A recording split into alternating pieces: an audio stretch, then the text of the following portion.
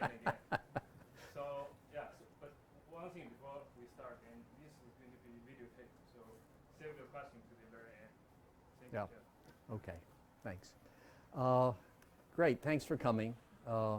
Really happy to be doing this. I'm going to talk about how to speak for impact.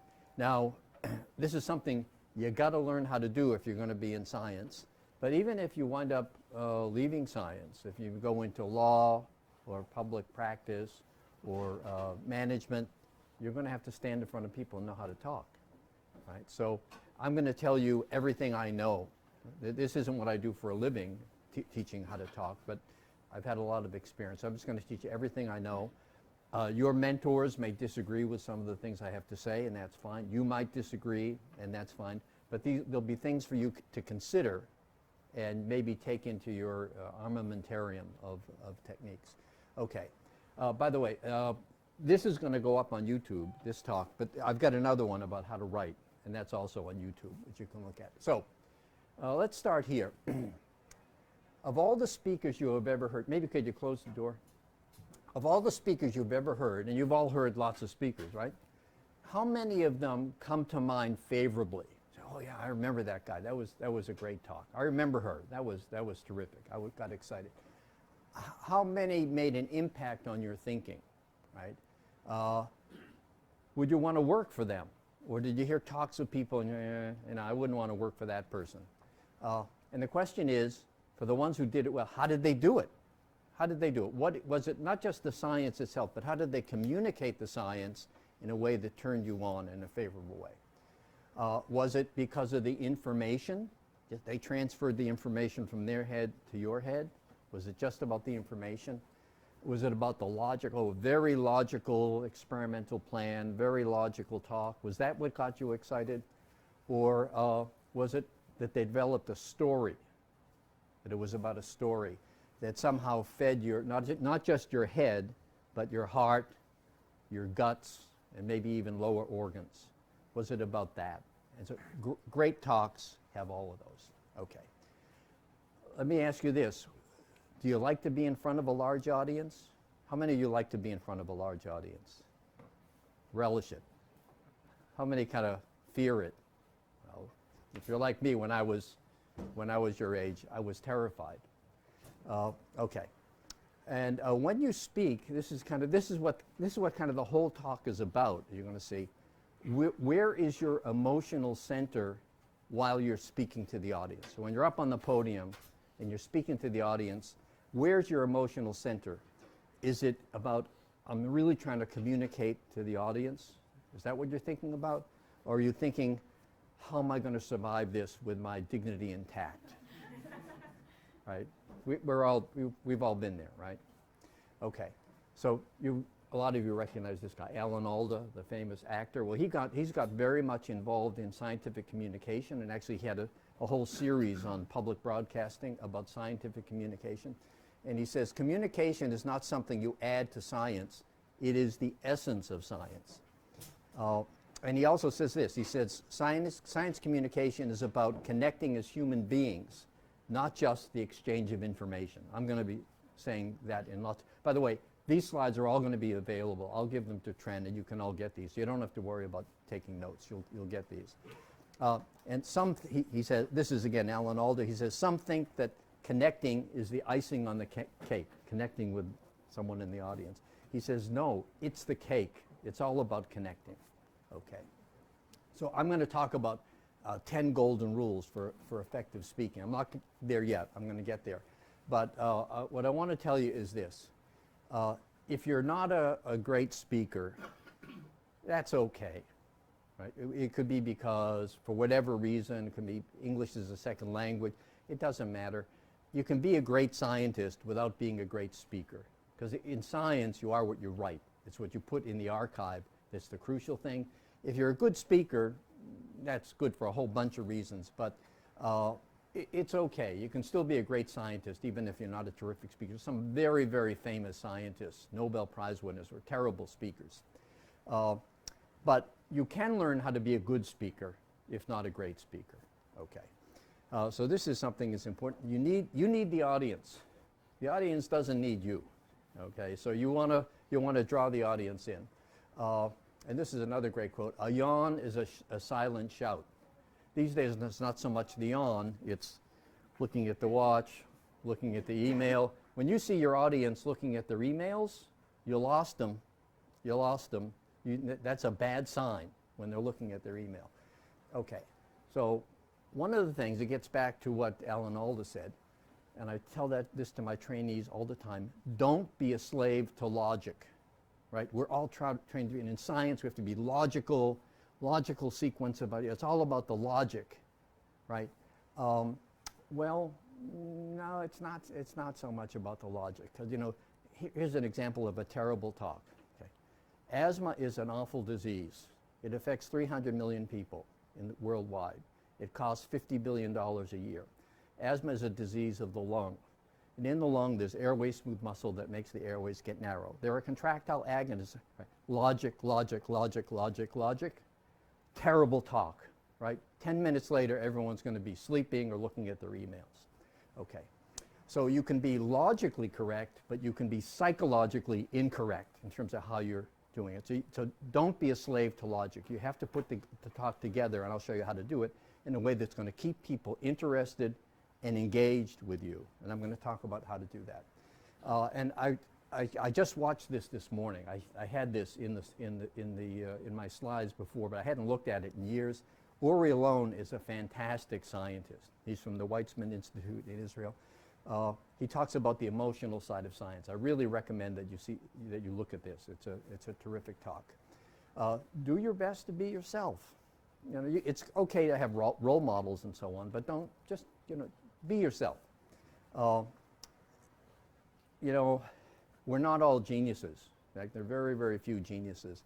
You have to have the courage to be imperfect, to stand up in front of the audience, and, you know, some people may know more about the subject than you do, and may be smarter than you or more experienced than you. That comes with the territory, so it takes courage to stand up there and open yourself up, tell your story, show your data. So this is very worth reading. For me, this was kind of a watershed, this Rudolf Dreikers and the courage to be imperfect. And then Brene Brown has become famous recently. She talks about vulnerability. When you get in front of the podium, most of us are smart enough to hide all the weak points of the talk. Maybe an assay that's not 100%, maybe some logic that's maybe a little bit flawed. We can hide that so that very few people would know. But that's not what you want to do. You want to do the opposite. You want to make yourself vulnerable. You want to say to the audience, you know, this assay is known not to be 100% specific. Or we're developing this new method. We're not so sure of the calibrations. You want to actually open yourself to criticism, because then you may learn something. Because someone may, in the question and answer period, say, you know, we've used the same thing and we have this trick that we're going to use. So you actually, the whole idea is you want to learn something, you want the audience to learn something, and to do that you have to actually make yourself vulnerable. You don't want to do the opposite. Okay. And body language. So Amy Cuddy, some of you have probably heard about her. She got in trouble, actually, because her data couldn't be replicated. But nonetheless, she's got a bunch of YouTube videos about just what I'm talking about. And they're really worth watching. Even though the evidence that supports what she says is a little shaky, it's really, really worth watching. It's particularly about women, actually, but it applies to everybody. And then there was this article that appeared in Nature some years ago about the pressure of standing in front of an audience. So that's also worth reading. So these are two videos, how to give a great talk and how to give a good talk. So I don't know which one you want to... Good is good enough. No, this is I just actually, this one by Uri Alon, I just listened to this morning. I hadn't, even years ago, it actually was given at the medical school right across the way 10, 11 years ago. It's terrific. It's terrific. He describes everything totally different than I do, but he comes to the same endpoints that I do. So really worth watching. So, okay, a few take-homes before we get into the details. Information is not communication. the point of the exercise isn't to get the information from my head into your head. That's not what the talk is about. It's about communicating. And I would say, this is me, quoting me, logic is not communication. Just because the logic of your talk is flawless and the logic of the experiment is flawless, that doesn't mean you're going to communicate it well.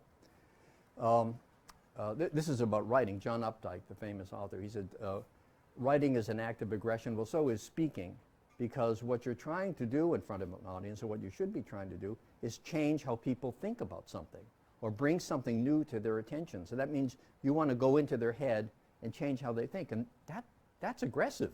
It can be done in a friendly way, but you should have a goal of changing how people think, or giving them some new idea about how something works. This is the famous, he's a Nobel Prize winner from over 100 years ago, a Spanish neurobiologist. You got to have something to say, right? So that's really key.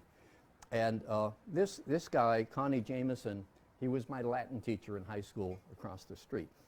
And he would ask us a question. We would, let's say, reading Caesar in Latin, and he'd point to a word in the text, and he'd say, okay, case and reason. And, you know, usually we didn't know the answer, right? So he'd call on somebody, and you'd mumble, right?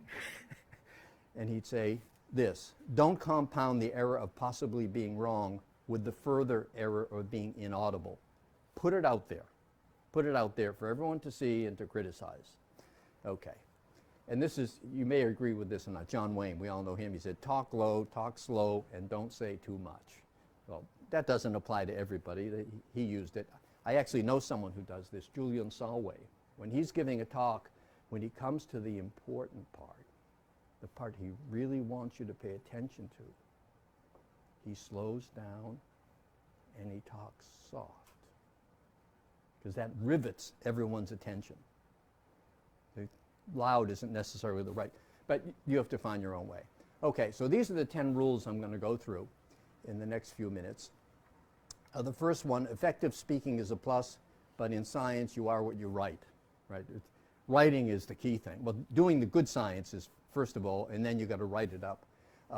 Speaking is a plus. So if it's bad science, you can't overcome it with good speaking. So, you know, that goes without saying. Why bother to be a good speaker? Well, there's lots of reasons. To attract collaborators, you go to a national meeting and someone you didn't know comes up to you afterwards and say, gee, we're doing this other thing, but together we could, you have a hammer, I have a nail, together we can build a house. So that's one reason. Another, attract trainees. You go to a meeting and someone comes up to you, a young person, and says, gee, do you have an opening in your lab? I'm interested, I have this background. That's how you attract trainees. Get a job. Give a talk at a meeting and someone comes over to you and says, you know, we have an open faculty post. We're doing a search. Would you be interested in applying? That's another reason. And to get grants. This is something I paid attention to earlier in my career. I go to the ATS meetings, American Thoracic Society, and one of the reasons I chose that is my field of interest. But I said, all the people on the study sections are there. And if they hear me speak, and then when they go back and my grant comes into the study section, they go, oh, yeah, okay, I've heard about this before. I remember hearing about this.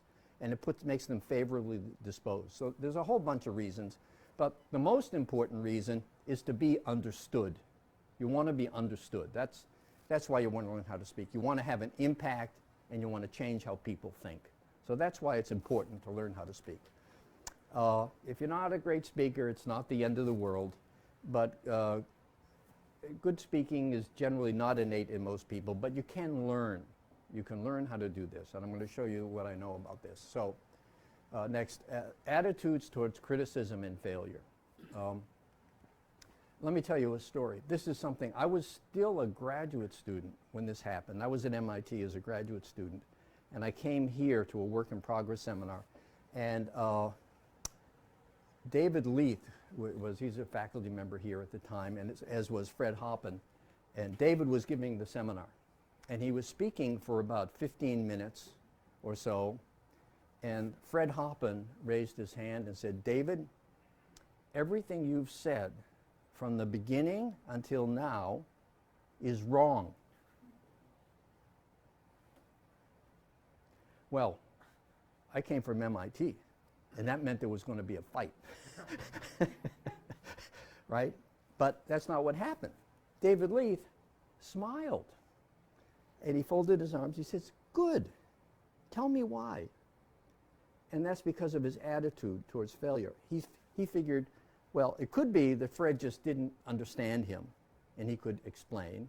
Or it could be that actually maybe what he was saying was wrong, and he was going to learn why it was wrong. But either way, we move ahead. It wasn't about status. If I'm wrong and you're right, my status goes down and yours goes up. That's not what it's about.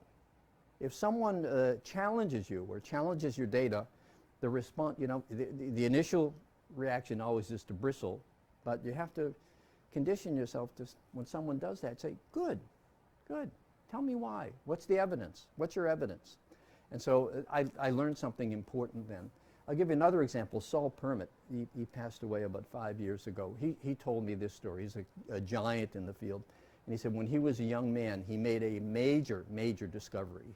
He discovered the mechanism that controls the distribution of blood flow in the lung, which was a big mystery that everybody was working on at the time. And he discovered something called the vascular waterfall, which I won't describe. But he said he was really excited. He went to, at that time, which was the big biology meeting, experimental biology, or FASEB we used to call it. And at that time, there weren't like today with many, many sessions simultaneously. There was just one big session in a huge room with about 3,000 people in the room, and he got put on the podium. And he said he was thinking, before he gave the talk, as he was preparing, are they going to think I'm brilliant? Are they going to think I'm crazy? And he was very nervous about it. But anyway, and he couldn't wait to hear what kind of comments and reactions he was going to get. So he went up, he gave his talk, and the moderator then opened the talk to questions from the audience. And there were no questions, nothing. And he had told me, so he said he thought that they were going to be cheering and they would carry him out on their shoulders, but nothing. And then he said afterwards, when he reflected on it, he said, I was worried about, are they going to think I'm smart? Are they going to think I'm stupid? Are they going to think I'm crazy? I finally came to realize they don't think anything. So that's another attitude toward failure. Okay, so it's not about surviving the ordeal, and it's not about avoiding embarrassment. That's not what it's about. And it's not about being found out. Oh, they found the flaws. I didn't even know about them. And it's not about changing status. If I make a mistake, it's not what it's about. What it is about is the courage to be imperfect, embracing criticism, and even seeking out criticism. You want to seek out criticism. That's the way you're going to move ahead. And it's not about changing status, moving ahead. Okay. And to be inaudible, that is to say, to leave out parts of your talk that you think are controversial or the data are preliminary, to be non-definitive, unprovocative, low profile, that's to play it safe, right? We all know how to play it safe. But I would say don't play it safe. There are many roads out of science, and one of the roads is inaudibility, and the other is playing it safe. Don't take those roads. Put your stuff out there. The data will defend you. That's Santiago Ramon y Cajal said that. Your data will defend you. Okay. Okay. This is maybe the most important slide in my presentation, the affect spectrum and the concept of the vessel. Okay. Every speaker you ever heard, and every one of you has some kind of affect when you speak. No one can give a talk without projecting some kind of affect. And there's a spectrum of emotions that you can project. Your body betrays these. It's the way where our bodies are wired. So here's the affect spectrum. So let's start down here. Fearful. All right, we all know that, right? You're going to stand up in front of an audience. You've worked hard on a project. Someone may find you out, expose you, show you why your data is wrong. It's scary. It's scary. Anxious, right? You've all seen speakers who are anxious, right? Confused, defensive, timid, deferential, right? The deferential speaker who's always, we don't know, we're not so sure. apologetic. Well, we don't have much preliminary data. We couldn't do, indifferent, flat, or glib. We had someone here about 3 years ago. We had a trainee who gave a work in progress seminar. Like, next slide. Give me a break. That was, I would say, glib, indifferent or glib. Joyful, okay, this is getting better. This is better on the affect spectrum. Excited, excited is good. Engaged, want to be engaged with the audience. Confident, in command, in control. Those are really good things. But then you can go too far. Authoritative, arrogant, or narcissistic. We've all seen those people too, right? So this is the spectrum. And where do you want to be? Well, actually, you don't want to be there. This is the sweet spot. In control, in command, confident and engaged. That's where you want to be. I'll tell you in a minute how you get there. Okay. So one way is physically you get as close to the audience as you can. Now, most people hide behind the podium, and if there's a computer, right? This is not good. You don't want to do that. In whatever the venue, now sometimes, national meetings, sometimes you have to be at the podium for a whole bunch of reasons. But whenever you can, you want to get out from behind the podium and get physically as close as you can, and you want to look the audience in the eye, okay, to connect, okay.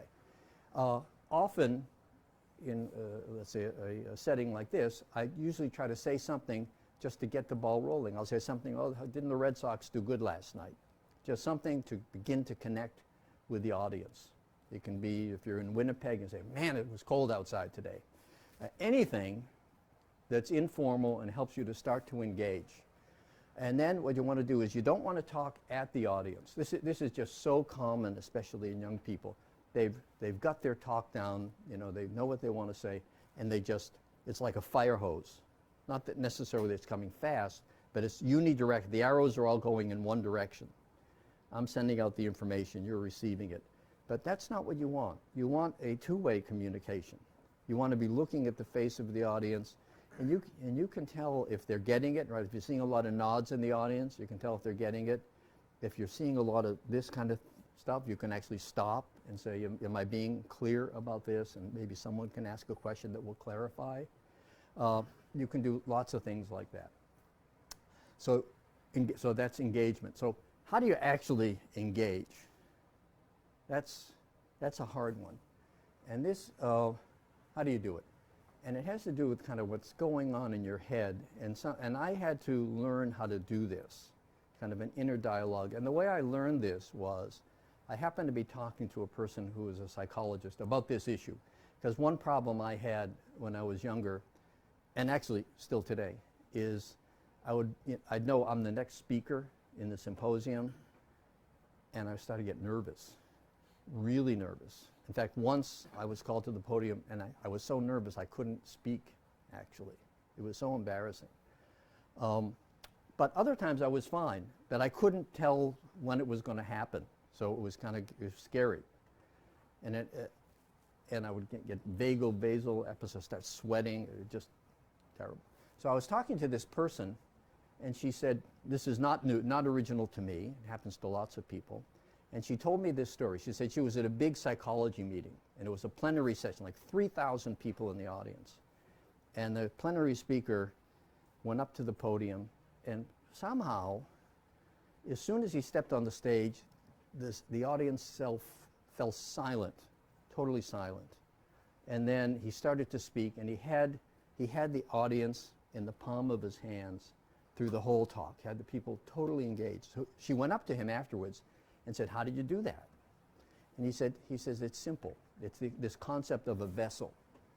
He said, I realized early on that it's not about me, but I've got this idea and I've got these data which I believe are important. And there's an audience out there who I believe needs to know this. And I am just the vessel. There's just the ideas and the data and the people. And I'm just the vessel. It's not about me. And I found that that works. Even today, sometimes I'll get called to the podium and I'll get butterflies and I just say, Fredberg, you're just the vessel. Focus on the data and communicating. The nervousness goes away, and then another wonderful thing happens. Once you put yourself in that psychological place, your body language automatically becomes perfect. You don't have to think about the affect. It turns out somehow the way we're wired, the audience knows that that's where you're at, and they take you at face value for what you're at. I know we had a person here, a graduate student, who went into the Harvard Horizon Scholar Program, where they actually take eight students from the whole university and they teach them how to speak. But when I went to the presentation, it was just so funny because they would be speaking and then they move over this way. It was all choreographed.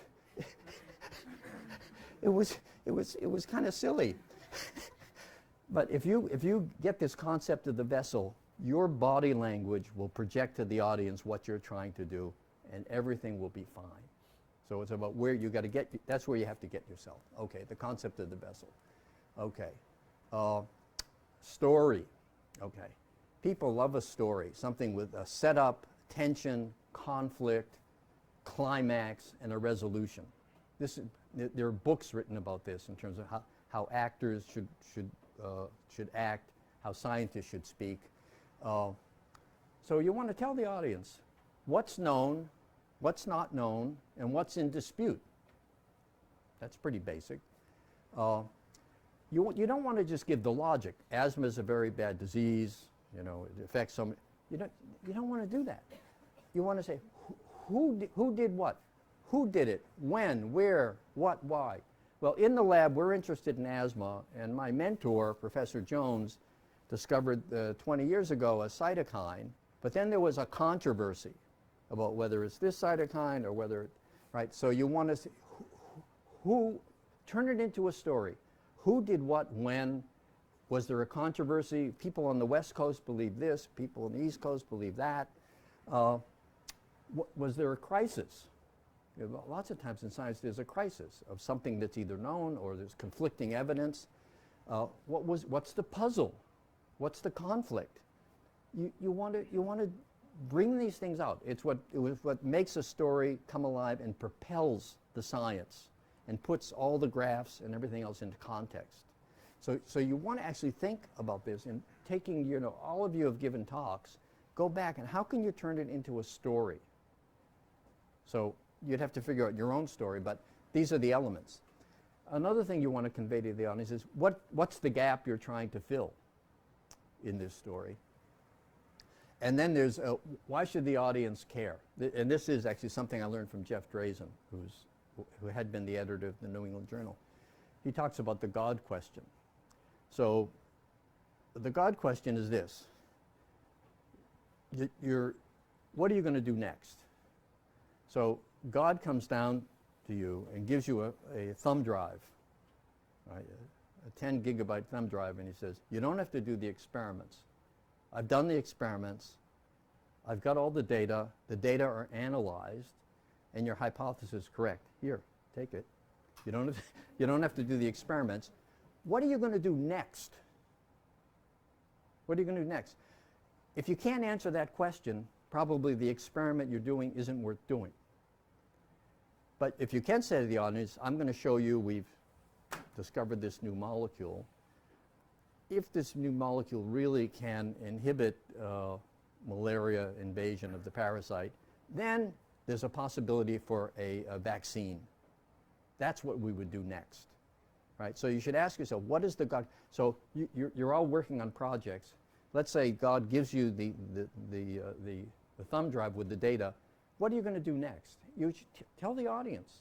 Well, if we only knew the answer to this question, we could do whatever. Okay. And this is a typical problem of young people when they're giving their talk. They go, and we did this, and then we did this, and then we did this, and then we did this, and then we do, and.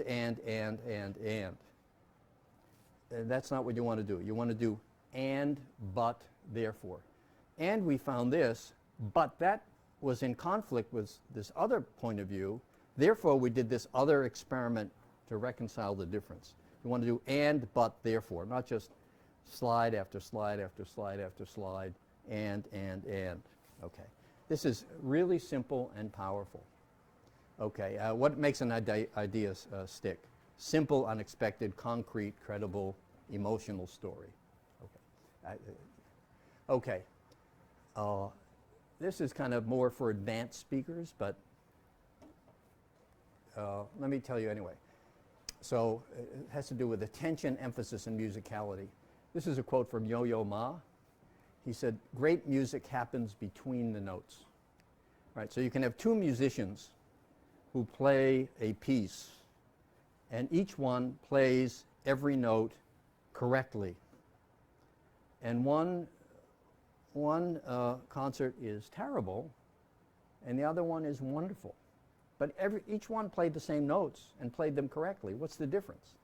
Well, Yo-Yo Ma says it's what's between the notes, the pacing, the rhythm, the emphasis, the loudness.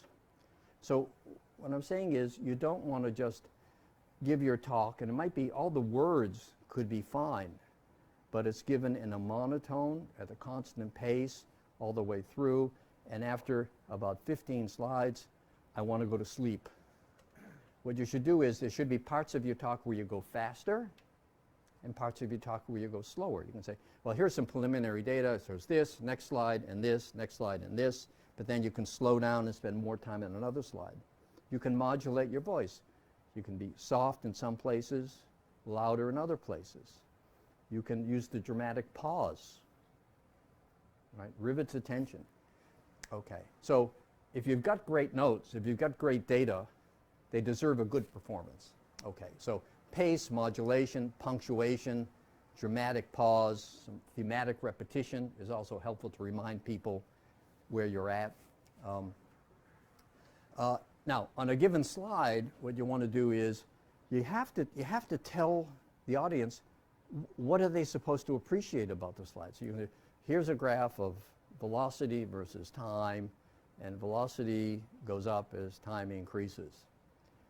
Well, what are they supposed to appreciate about that? You need to tell them. Say, what I want, you should even use these words. What I want you to appreciate about this relationship is the slope, or whatever it is you want them to appreciate, or the noise, whatever it happens to be. Then what you want to do before you say next slide, this is something I learned from Jerry Mead a long time ago. Before you say next slide, you create an expectation for that slide. So would you say, so this led us to the following question. What's the source of that noise? Next slide. So you always want to create the expectation for the following slide before you go to that slide. You don't say next slide and then say, well, this is why we did this. So it's always expectation, and next slide, resolution. Expectation, resolution. That's really, I think, basic to a good talk. And then I believe in challenging the audience. You can challenge the audience in lots of ways, and that keeps them interested. Okay. Previews, frameworks. So it's good to have some kind of organizational slide, because you're going to go through probably a sequence of things. So you can have a rubric slide that you come back to that shows people where you're at in the progress. So now we've finished this. I'm going to now go on to the question of how we calibrated the method. So previews, frameworks, transitions, bridges, and expectations. You want to bear those in mind as you go through the talk. This is something I learned way too late in life. Actually, I learned this when I was in the Army, actually, but in terms of scientific presentation, I didn't learn this until much later. I gave a talk. I was invited to a prestigious meeting in Switzerland called the Transatlantic Conference, and this is like 30 years ago. And this was a big deal for me. I'd never been to an exclusive meeting like this. Small, 30 people, very exclusive, and somehow I made the cut and was invited to the meeting. I worked really, really hard on that talk, really hard.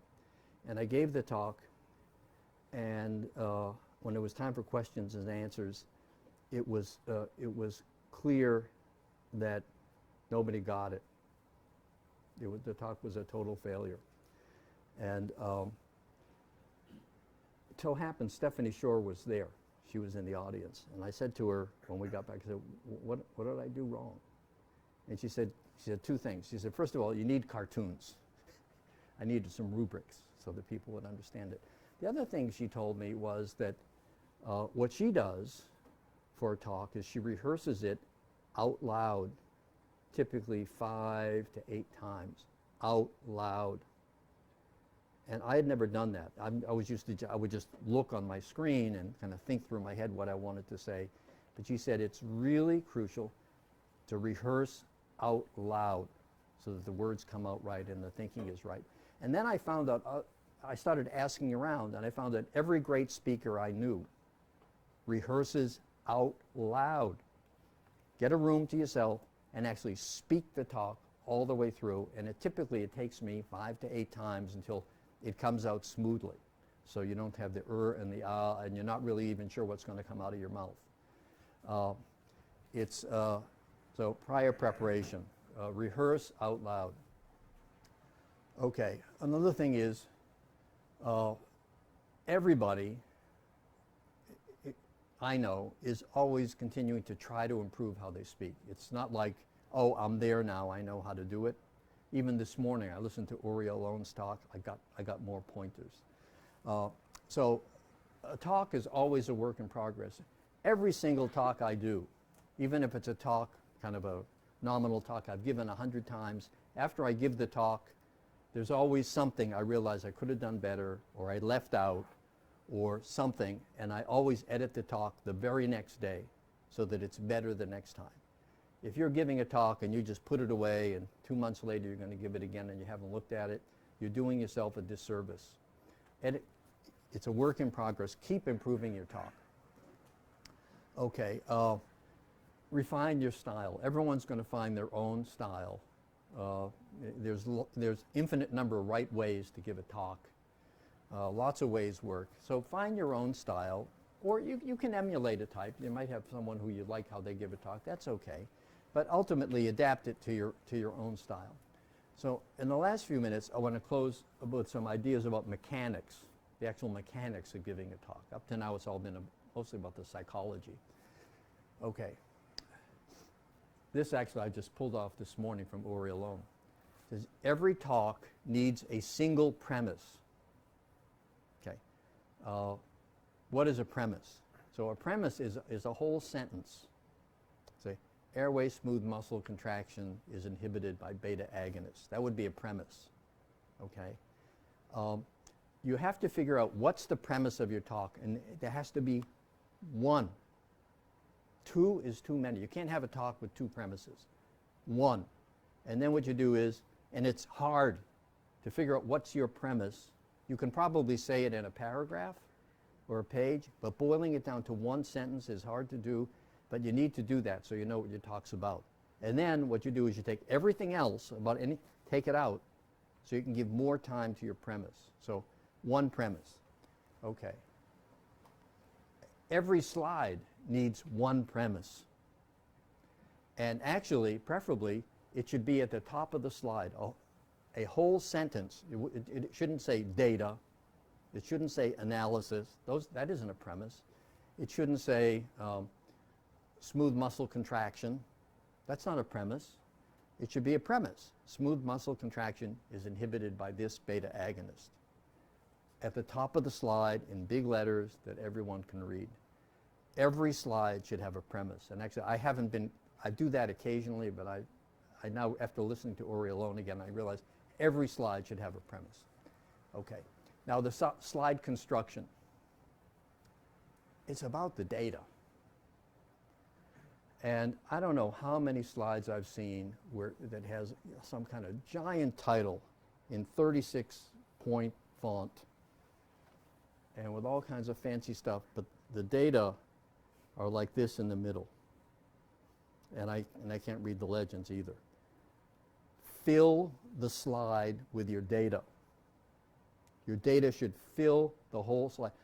It's a sin to have wasted white space on a slide. So if you've got all kinds of fancy borders in blue and red and the logo of your institution, get rid of that. Fill the slide with your data. Okay. Lesser sins are visibility and contrast. Some people put like red data on a blue background. Well, you can't see red on blue. You can't see yellow on white. And actually, this is where it's really important actually to project, if it's an important talk, or even if it's not, well, there is no such thing as an unimportant talk. You should actually project it, because what shows up okay on your screen, computer screen, won't necessarily show up well when it's projected. So it's really, really a good idea to project your slides so you don't get up in front of an audience and then say, "Ooh, I'm sorry, you can't see this," but what it shows is, don't do that. Right? It's so easy to prevent it. Okay, illegible legends. Right? So make your legends so people can see them and that they're understandable. Okay. Now, words on a slide. And this is really important also. Words on a slide can be helpful, or they can be distracting, or they can even be intimidating. Personally, when someone puts up a slide and it actually has a whole paragraph, I just like, I don't even want to look at it. So, you much better just put a couple of bullets, single words or phrases of the ideas you want. Don't put a paragraph into a slide presentation. If you do have words on a slide, read them. How many times have you seen people have all kinds of words all over the slide and they don't refer to them? Or they'll have a paragraph that they don't read. If you're going to have words there, refer to them, call the attention to them, and talk about them. If not, get rid of them. Okay. Another thing you want to do is you want to make the viewer hear and what the viewer hear and see to be consonant. Because if you've got a lot of things on the slide, you may be talking about what's up here, but the viewer is looking down there at a different graph or some other words. We learned this from Jerry Mead. You want to control the audience's ears and eyeballs. You want to control them. Well, you can control what they hear because you're talking, and you can control what they see either by using a pointer or by using animation. So the point you're trying to make is just there, and the rest of the slide is blank. But then the next thing appears when you get to it, then the next. So that way you can be sure that the person is seeing and hearing the same thing at the same time. That's actually really important. So using animation and a pointer. Now, pointers. Actually, I've heard the argument, and I'm beginning to become convinced that if you have a really well-constructed slide, you don't need a pointer. And I've seen people give talks with never touching a pointer. It takes some skill. You can have arrows that appear using animation, or the slide should be simple enough that it's clear without using a pointer. If you do use a pointer, point. What you don't want to do is this. Jim Butler complains, it gives him vertigo.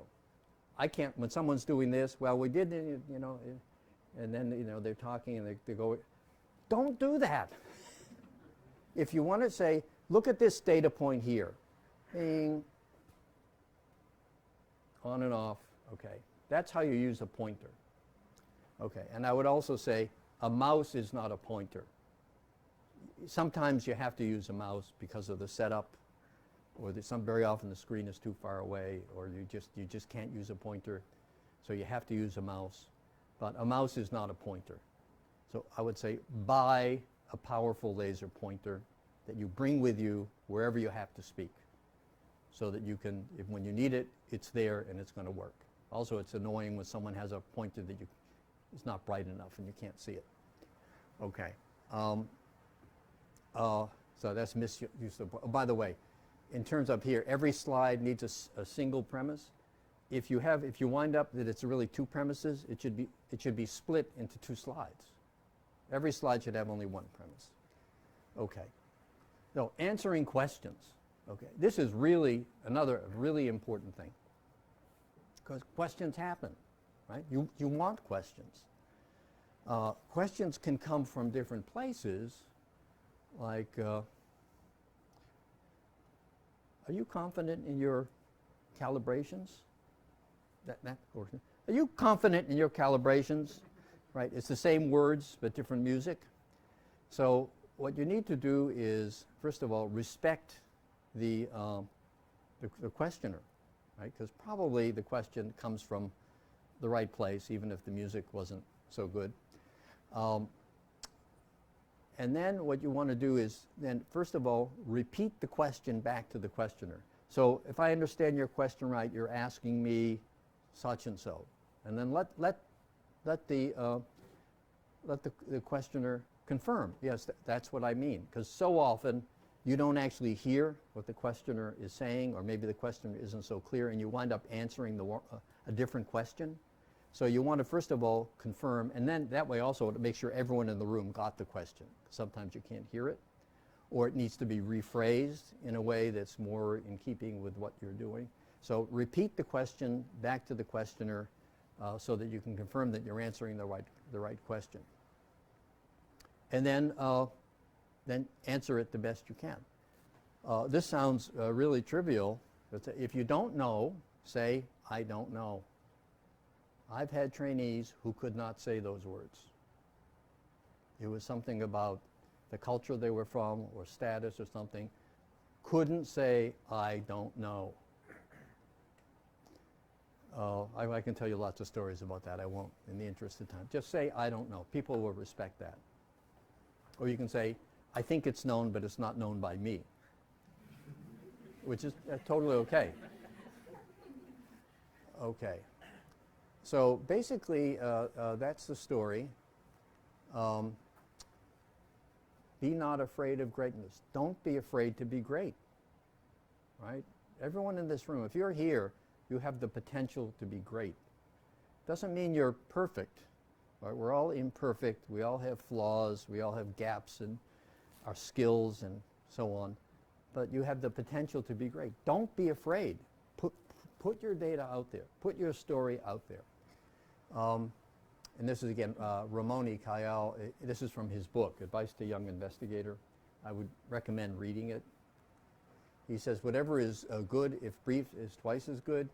Scientists should govern themselves by the following rules. Have something to say. Now, that seems trivial, but you want to have something to say. Say it. Stop once it is said and give a suitable title and order of presentation. Okay. So that's it. We got 10 minutes for questions and answers. So thanks for listening. So.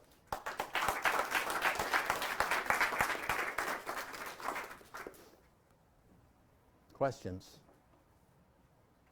Someone's got to have questions. Yeah. Yeah.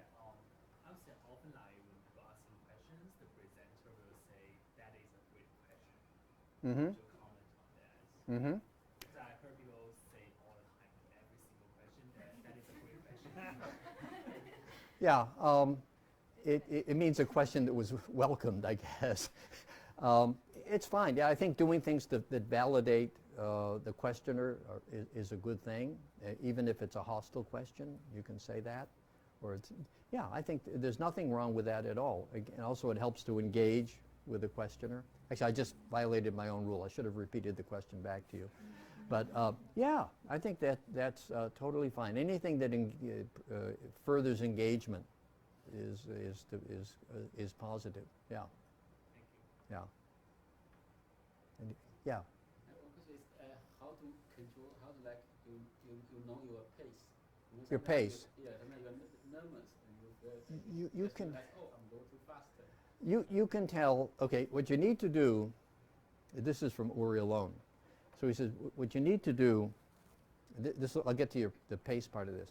Is a lot of speakers will be like this with their shoulder to the audience and looking at the slide. That's not engaging to the audience. This is kind of a defensive posture, and you want to be, you know your own slides. So for the most part, you can have your back to the slides and looking at the audience face to face, eye to eye. And when you see a look like it's on your face now with furrowed brows and people going like this, you know something's wrong, and it could be you're going too fast, right? So I think the way you can calibrate is by looking at the audience. They tell you. They tell you. If you see a lot of people who are nodding their heads or smiling, you're doing fine. You're doing fine. You could even try going faster.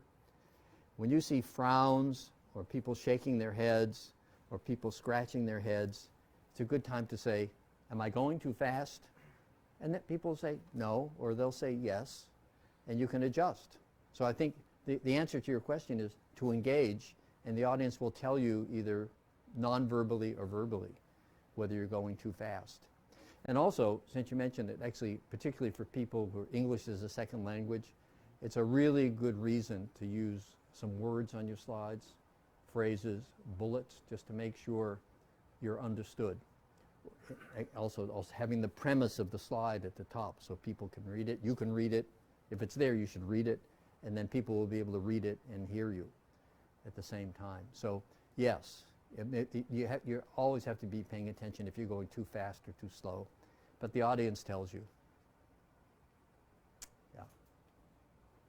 Do you have any strategies for dealing with interruptions or questions mid-talk and kind of getting your flow back? Yeah, well that can happen, and usually, I mean, at national meetings it doesn't happen, but at symposia at universities it happens all the time. I usually actually invite questions. What you want to do is hopefully answer them quickly and efficiently. If it's something you can't and it's going to really be disruptive, you have to say, good question, let's come back to that at the end. That always works. People will go along with that. Or you say, good question, we don't know the answer, but let's come back to it. Good question, actually we know the answer, we've looked at that, but let me describe that later. I think that's the best way to do it. So if you can't answer the question quickly, do it. Otherwise, I wouldn't say deflect it, but postpone it. Yeah. And maintain command all the time that you're doing that. Yeah. Anybody else?